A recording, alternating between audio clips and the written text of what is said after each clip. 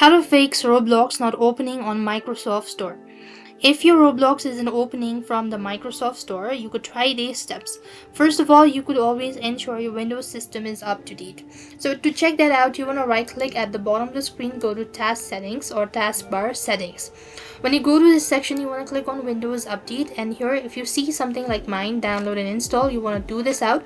It's just going to take a couple of seconds, it's just going to take a couple of minutes, so make sure to be patient enough and download it. That's going to help you out to fix the issue all at once sometimes as well.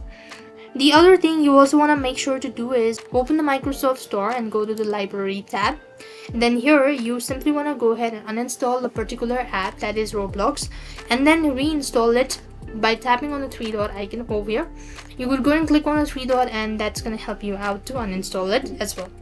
So if the issue still persists on, what you want to do is over here, you could also try restarting your PC. So click on the Windows tab and go to restart, and that should be able to help. Despite that, if the issue still persists on, you could also try using Roblox or downloading Roblox from different source, that is browser. In order to download Roblox from browser, you just have to go to the roblox.com and open it.